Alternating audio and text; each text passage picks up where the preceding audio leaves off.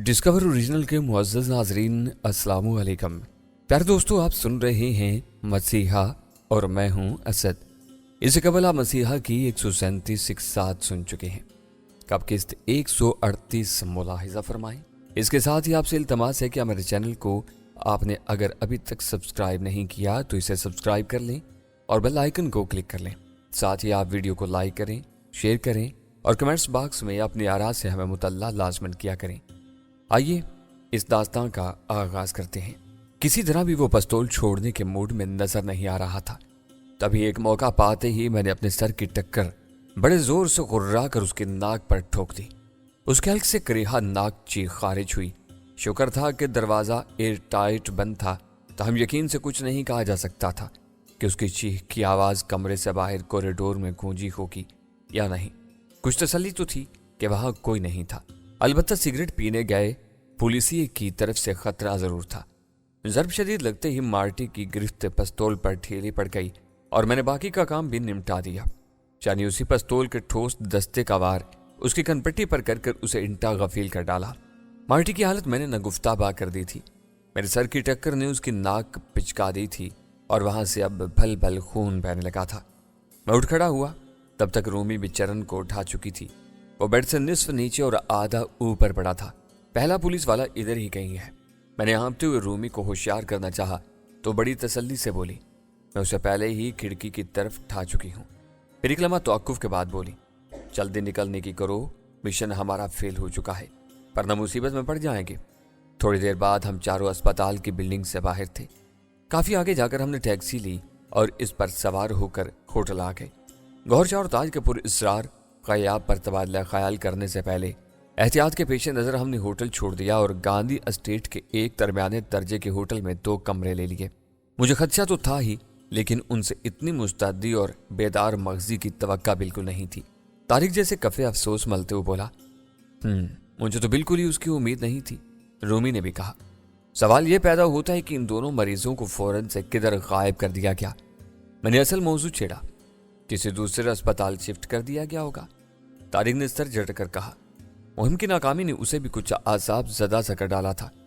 मेरा ख्याल है कि ऐसा नहीं हो सकता, मैंने कुछ सोचते हुए कहा, क्योंकि ये पुलिस केस के जुमरे में आते हैं। सोचने की बात तो ये भी है कि फिर पुलिस ने मार्टी और चरण को यह जाल फैलाने की क्यों कर इजाज़त दी। पैसा चलाया होगा उन्होंने, मैंने तलखी से कहा। मुमकिन है, तारिक बोला, मुझे लगता है दोनों मरीजों को अस्पताल से नहीं बल्कि उनके कमरे से शिफ्ट कर दिया गया होगा। रूमी बोली, जिसकी बात काबिल गौर थी, लेकिन अब मामला बिगड़ गया था। वहां पुलिस की नफरी पहुंच चुकी होगी, अफरा तफरी का भी आलम होगा। हमने शायद यहाँ फिर गलती कर डाली। खुमैरा बोली, हम में से एक को वहां मौजूद रहना चाहिए था। मेकअप में ही तो थे हम। इत्मीनान से वहां हम में से एक मौजूद रहते हुए सारे चक्कर का पता चलाने की कोशिश करता। ये काम तो अब भी हो सकता है, मैंने यकदम कहा। चलो फिर मैं और तुम अभी चलकर यह काम निपटाने की कोशिश करते हैं। रूमी एकदम मुझसे बोली। खुमैरा ने तिरछी निगाहों से रूमी की तरफ देखा। खुमैरा में अगरचे रूमी वाली रकाबत जैसी बात अभी पैदा नहीं हुई थी, तो हम दोनों आखिरकार औरतें ही थीं और रूमी का बार बार हर मुहिम में मेरे साथ जाने का जिक्र शायद हुमैरा को भी खटकने लगा हो। चलो, मैंने कहा। हम दोनों रवाना हो गए। गंगाराम हॉस्पिटल जाने के लिए टैक्सी में बैठे ही थे कि रूमी ने वही मौजू फिर छेड़ दिया जिससे मेरी तबीयत खराब होने लगती थी। हुमैरा की यह मजबूरी थी कि उसने अभी यूके जाने का प्रोग्राम मुलतवी कर दिया, बल्कि मेरा तो ख्याल है कि वो अब शायद ही यूके जाए। वो क्यों? ज़ाहिर अब उस बेचारी का दुनिया में तुम्हारे सिवा और कौन रह गया है? रूमी तल्ख अमेज तन से बोली, भाई पहले ही मर चुका बाप भी यूके जाके इंतकाल फरमा गए। अब उसे बिछड़ी हुई वो मोहब्बत याद आ गई तुम्हारी, जब वो तुम्हें तनहा छोड़कर यूके चली गई थी। तुम्हारी हुमैरा के साथ प्रॉब्लम क्या है आखिर? मैंने घूर कर पूछा। इस दौरान में मुझे तारिक की नसीहत पे याद आने लगी। मैं खुद पर काबू पाने लगा। मेरा भला क्या प्रॉब्लम हो सकता है उसके साथ? रूमी तंजिया अंदाज में हंसी, नहीं कुछ तो है। भला हुमैरा और मेरे ज़ाती मामले में तुम्हारा बार बार इंटरफेयर होना क्या मानी रखता है? यही कि तुम तो उससे किस कदर मोहब्बत करते हो, लेकिन वो। रूमी ने दानिस्ता जुमला अधूरा छोड़ा। वो भी मुझसे मोहब्बत करती है, मेरा यही प्रॉब्लम है। रूमी एकदम बोली, तुम तो उससे सच्ची मोहब्बत करते हो, लेकिन वो तुमसे सिर्फ गर्ज की मोहब्बत रखती है। आखिर को तुम मेरे अच्छे बुरे दिनों के दोस्त रहे हो। मेरा फर्ज बनता है कि तुम्हें असल नकल फरेब सच्चाई के बारे में बताती रहूं। ओके, तुम्हारा फर्ज पूरा हुआ, अब खत्म करो ये बात। ड्राइवर हमारी जानिब बार बार बैक व्यू में देख रहा है। हस्बे साबिक अस्पताल से काफी दूर हमने टैक्सी छोड़ती, पैदल ही बाकी चंद गांव का फासला तय करते हुए हम गंगाराम पहुंचे तो वहां काफी तादाद में पुलिस की नफरी मौजूद थी। लोगों की आवक जावक भी थी। रात काफी भी चली थी। हम अंदर दाखिल हुए। ताजा ने, मार्टी और चरण ने होश में आने के बाद पुलिस को हमारे मुतालिक क्या बयान दिया होगा यह हमें नहीं पता था। हम अंदाजा लगा सकते थे कि अभी शायद इन लोगों के मफाद में ये नहीं था कि वो हमारे बारे में पुलिस को आगाह करते। इन्होंने जो करना था वो कर चुके थे। मैं और रूमी जैसे तैसे अस्पताल में दाखिल हो गए। हम दोनों रेडीमेड मेकअप में ही थे। अंदर दाखिल होकर हमने उसी गोशी का रुख किया जो हमारा मतलूबा था, और वहीं सबसे ज्यादा पुलिस और लोगों की नफरी तमाशा देखने के लिए इकट्ठी थी। पुलिस इन्हें दूर भगाने की कोशिश में जुटी हुई थी, मगर तमाशबीन कहाँ बाज आते हैं। हम भी इन्हीं में शामिल हो गए और सुन गुन लेने की कोशिश करने लगे। अभी तक यही मालूम हो सका कि किसी दुश्मनी के नतीजे में अंदर दाखिल तो मरीजों पर कातलाना हमला हुआ है और हम इन्हीं के दरमियान मौजूद थे। मैं रिसेप्शन की तरफ जाकर कुछ दरियाफ्त करने की कोशिश करती हूँ। तुम वीआईपी रूम की तरफ जाने की कोशिश करो, रूमी ने मुझसे कहा और आगे निकल गई। वीआईपी रूम वाले कॉरिडोर में पुलिस मौजूद थी और वहां किसी को भी दाखिल होने की इजाजत नहीं दी जा रही थी। अलबत्ता कुछ मीडिया के लोग मौजूद थे जो अंदर रिपोर्टिंग के लिए आते जाते मुझे नजर आए। मीडिया के लोगों को रूमी और मैंने बाहर भी देखा था। मैंने बहुत कोशिश की कुछ नई मालूमात हासिल कर सकूं, मगर ये नहीं हो सका। नाचार काफी देर की नाकाम कोशिश के बाद पलट आया कि शायद रूमी ने कुछ पता चलाने की कोशिश कर रखी हो। उससे मिला तो मेरा अंदाजा दुरुस्त साबित हुआ। मुझसे मिलते ही उजरत में बोली, काम हो गया है, निकल चलो। उसके लहजे से जोश मुतरश्शे था। मैं फौरन उसके साथ हो लिया। हम बाहर आ गए और टैक्सी करवाकर होटल आन पहुंचे। तारिक और उमेरा लैपटॉप के नेट पर हेडलाइन सुनने में महव थे। रूमी ने बताया कि गंगाराम अस्पताल में एक सहाफी लाइव कवरेज करते हुए अपने चैनल को जो कुछ बता रहा था उसके मुताबिक सच्ची खबर ये थी कि असल मरीज बेड पर मौजूद ही नहीं थे। कोई दुश्मनों के हमले का पहले ही से अंदाजा हो चुका था। लिहाजा पुलिस के साथ साजबाज करके असल मरीजों को गायब करके इनकी जगह इनके दो जंगजू साथियों को लिटा दिया गया, मगर वो फिर भी अपने दुश्मनों पर हावी होने में नाकाम रहे और उल्टा खुद जख्मी हो गए। नीज आखिर में पुलिस पर तनकीद करते हुए वो साफी अपने चैनल को यह भी बताने लगा कि असल मरीजों को हमले से चंद घंटे पहले ही कोई खुशपोश सी खातून अपने दो आदमियों के हमरा अपने साथ ले जा चुकी थी और सब नहायत खुफिया तरीके पर हुआ था। खातून के बारे में पुलिस और अस्पताल के अमले से पूछकर जारी है। ये खातून रानी शोभा देवी के सिवा कोई और नहीं हो सकती। मैं एकदम एक जोश तले बोला और हमारा ये शुबा भी दुरुस्त साबित हुआ कि शंकर चांकिया की बीवी अपने शौहर की जान बचाने के लिए मैदान में उतर आई है। उसने और उसके वफादारों ने मार्टी और चरण की भी पुष्पनाही शुरू कर दी होगी। रूमी बोली, मजीद ये कि शोभा देवी भी अपने शौहर की तरह एक चलता पुर्जा है और वो भी इन्हीं खूनी सौदागरों के टोले से ताल्लुक रखती होगी। पुरानी शोभा देवी को यह हकीकत भी बता चुके होंगे कि उसका शौहर हमारी वजह ही से अपने जानी दुश्मन जसवंत राय की कैद में गया था। लेकिन क्या अब तक जसवंत राय की कैद में मौजूद शंकर चांकिया जिंदा भी बचा होगा? मैंने कहा, इसके इम्कानात बहुत कम हैं। तारिक ने सरसराते लहजे में कहा, और अगर वो जसवंत राय की कैद में भयानक मौत से दो चार हो चुका होगा तो इसका मतलब ये है कि हमें रानी शोभा देवी के इंतकाम की जद में आने के लिए तैयार रहना होगा। रूमी ने दूर अंदेशी से तजिया करते हुए कहा, शोभा देवी क्या इंतकाम लेगी? पहले तो उसे मुंबई के एक बड़े डांस से निमटना होगा। तारिक ने सर झटक कर कहा, लगे हाथों ये महारानी हमारा खाता भी खोल रखेगी। मैंने होशियार करना चाहा। हम तैयार हैं इसके लिए, रूमी बोली। अब सवाल ये पैदा होता है कि इन दोनों मरदूदों का क्या किया जाए। उसका इशारा गौहर शाह और ताज की ही तरफ था। 10:30-24 घंटे आराम से कमरे ही में गुजारो और खबरें सुनते रहो। तारिक ने साहिब मशवरा दिया। हमने ऐसा ही किया। 24 घंटों के दौरान में हमें भारत के मुख्तलिफ टीवी चैनल से बहुत सी मालूमात हासिल हो गई जो हमारे आइंदा के लाहे अमल के लिए नहायत सूदमंद साबित होती नजर आ रही थी। यहाँ तक कि गौहर शाह और ताज की फिजिकल एंड हेल्थ कंडीशन का भी अंदाजा हुआ। मुख्तलिफ खबरें सुनने के बाद मालूम हुआ कि गौहर शाह और ताज पर इन्हीं के दुश्मनों ने पहले मगवी शंकर चांकिया के हार्बर हाउस वाले ठिकाने पर हल्ला बोला, जहां उनका तीसरा साथी भोला नाथ भी मौजूद था, जो जख्मों की ताब न लाते हुए एक प्राइवेट इमरजेंसी अस्पताल में दम तोड़ गया, जबकि गौहर शाह और ताज शदीद जख्मी हुए। इन्हें दो प्राइवेट अस्पतालों में इब्तदाई तिब्बी इमदाद देने के बाद सरकारी अस्पताल गंगाराम में शिफ्ट कर दिया गया, जहां इन दोनों की कंडीशन कुछ बेहतर मालूम होती थी। लेकिन ताज नामी शख्स को ज्यादा खवाया था। जिस सबब वो अपनी मर्दानगी हमेशा के लिए गवा बैठा है। इस खबर से जाहिर होता है कि दुश्मनी पुरानी और खानदानी है। एंकर लाइव बोले जा रहा था और हम बैठे अपना सर धुन रहे थे। डॉक्टर साहब के हवाले से अगर दुश्मनी की बात की जाए तो वाकई ताज और गौहर शाह से इसकी दुश्मनी खानदानी ही हुई। रूमी ने जैसे होले से मुस्कुराकर कहा, दोनों जिंदा हैं और अब रानी शोभा देवी इनकी देखभाल कर रही होगी। तारिक ने रूमी के मजाक को सरफे नजर करते हुए संजीदगी से कहा, तब हमें शोभा देवी के घर रेड करना चाहिए। मैं बोला, तुम क्या पुलिस वाले हो? रूमी ने मेरी जानिब सवालिया निगाहों से देखा। रेड से मुराद हल्ला बोलना है, मैंने तस्दीक की। एक ही बात है, लेकिन कानून को बहरहाल हमें हाथ में नहीं लेना चाहिए, जबकि हमारे पास पहले ही से इनके खिलाफ ठोस सबूत मौजूद हैं। तो फिर तुम ऐसा करो कि एनसीबी के इस ऑफिसर से बात करो और उसे ताज़ा सूरत हालात से आगाह कर दो। तारिक ने कहा, मैं यही करूंगी। मगर सैफ, कहते हुए रूमी ने मेरी जानिब देखते हुए दानिस्ता अपना जुमला अधूरा छोड़ा। हुमैरा इस दौरान मुसलसल रूमी के चेहरे की तरफ तके जा रही थी। मेरा क्या मसला है? मैंने उसकी जानिब चुभती हुई नजरों से देखा। मैंने महसूस किया था कि जब से हुमैरा हमारे साथ शामिल हुई थी, रूमी मेरे हवाले से कुछ ज्यादा ही तल्ख होती जा रही थी। लगता ऐसा ही था कि उस रकाबत की आग कुछ ज्यादा ही झुलसाने लगी थी। पता नहीं वो ऐसी क्यों होती जा रही थी। जैसा कि मैं पहले भी इस सच्चाई का सिद्क नीयत और दिल के साथ इजहार कर चुका हूं कि रूमी फितरतन एक अच्छी लड़की है, पर न जाने क्यों हुमैरा के मामले में वो तल्ख होती जा रही थी। मैं भी आखिर कब तक बर्दाश्त कर सकता था। ताम तारिक के मशवरे पर मैं जब से ही काम लिए हुए था। नेशनल सेंट्रल ब्यूरो के ऑफिसर से तो हम मामला पहले ही तय कर चुके हैं और मेरा ख्याल है कि इन्हें अपने खतूत पर काम करने दिया जाए, जैसा कि हमारे बीच पहले ही ये बात तय हो चुकी थी कि इन्हें अपने तौर पर और हमें अपने रास्ते पर काम करना होगा। अब अगर मेहनत हम करें और तैयार हलवा पुलिस के सुपुर्द करते रहें तो उसमें मेहनत के ज़ाया जाने का भी इतना ही खतरा है जितना कि पुलिस की लंबी चौड़ी तफ्तीश में होता है। यानी मुजरिम तब तक अपनी निकासी की राह ढूंढ लेते हैं जबकि अब रानी शोभा देवी भी मैदान में उतर आई है और इन दोनों को उसकी आशीर्वाद भी हासिल हो चुकी है। मगर एनसीबी वालों के पास इनके खिलाफ ठोस सबूत हैं। रूमी ने इख्तलाफ करना चाहा। बेशक, इससे क्या हो जाता है?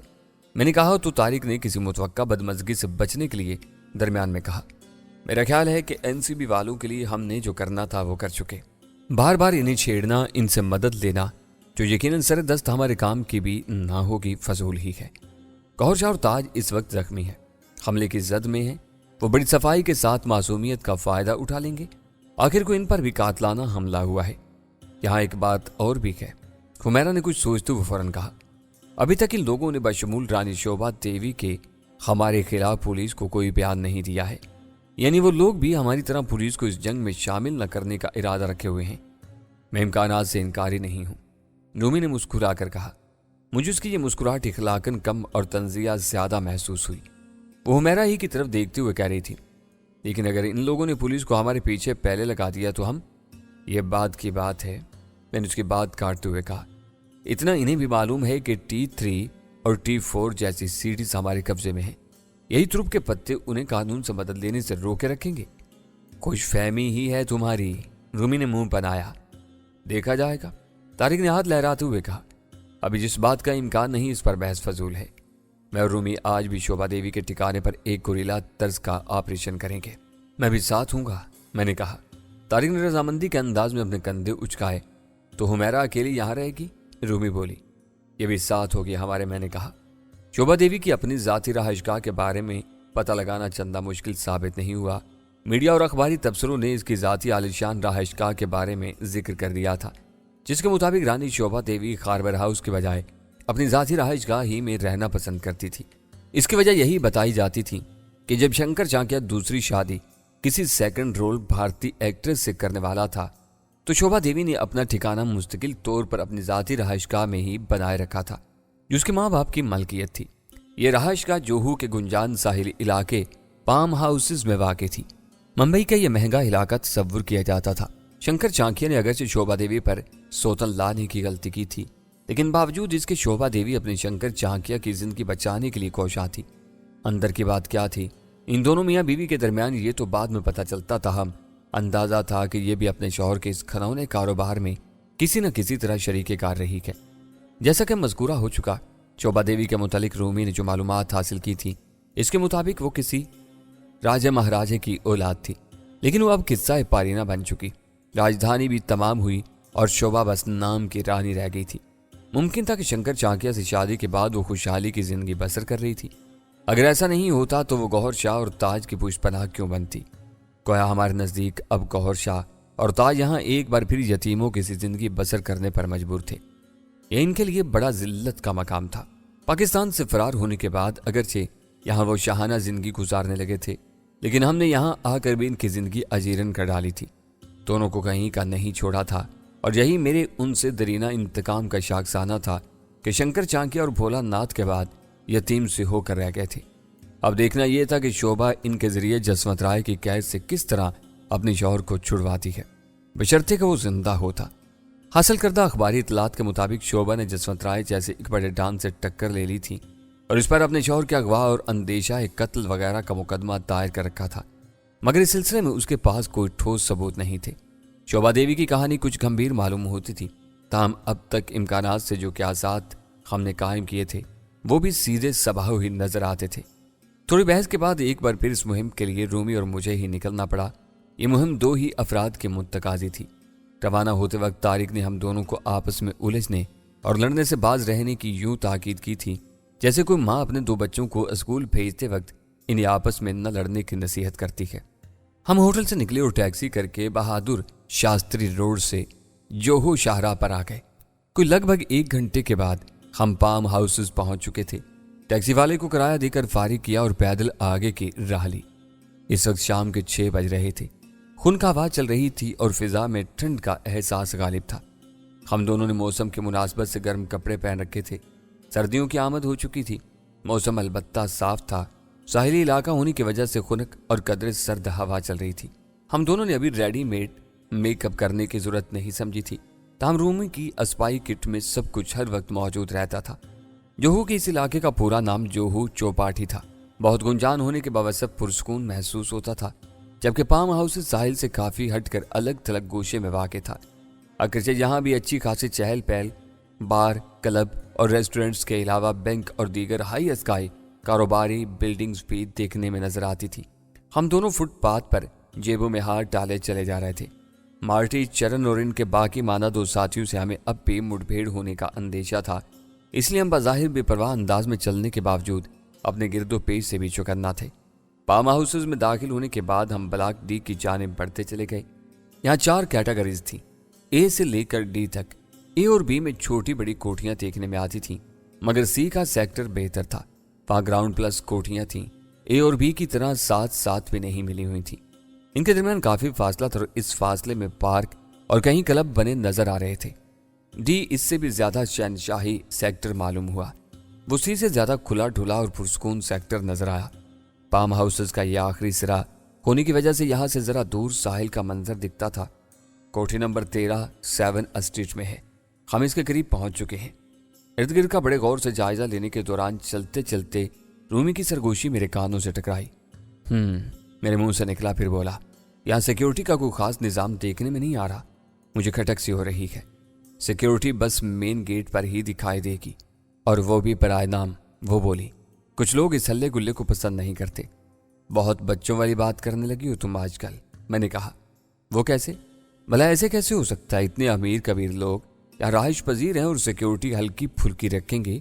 लोगों के पास जितनी दौलत होती है इन्हें और ज्यादा तहफ्फुज का एहसास सताता है। कहाँ से अक्लमंद हो? मैं तो तुम्हारा इम्तिहान ले रही थी। इस वक्त तो बिल्कुल भी तल्ख महसूस नहीं हो रही थी। मैंने चंद कोठियों में लगे सीसीटीवी कैमरे ही नहीं बल्कि गधों जितने शिकारी कुत्ते भी देखे हैं। ये बता दूं, मेरी आवाज न जाने ठंड के सबब या अंदेशों के बायस कांपने लगी थी। हाँ, मैं भी ये देख चुकी हूँ। तो फिर कोठी नंबर 13 ही की नहीं बल्कि इसके आसपास के लोग भी सिक्योरिटी कैमरास में हमारी मुहिम जोई की एक एक झलक की मुसलसल हरकत पजीरी को देख सकते हैं। इस साहिब सरबत लोगों की कॉलोनी में मटर गश्त करने के लिए एक प्लस पॉइंट हमारे पास था कि यहाँ सब कुछ वही था जो बाहर होता है, यानी बार, क्लब और रेस्टोरेंट। इसलिए हमारी मटर गश्त कोई शक व शुबे की नजर से नहीं देख सकता था। यही वजह थी कि हमने स्ट्रीट 7 की कोठी नंबर C13 का भी अच्छी तरह जायजा ले डाला था। शाम उतर आई थी। हम एक रेस्टोरेंट में जाकर बैठ गए। वहां और भी लोग मौजूद थे। हमने गर्मा गर्म कॉफी का ऑर्डर दिया। हमने दानिस्ता कोने वाली मेज का इंतखाब किया था ताकि नीची आवाज में बातें कर सके। हैरत है, ऐसा पोश इलाका मगर यहाँ पार्क, क्लब, بار ریسٹورنٹ سب موجود ہیں۔ میں ہولے سے بڑبڑایا، یہ جدید اور ہائی سوسائٹیز کا نیا ٹرینڈ ہے۔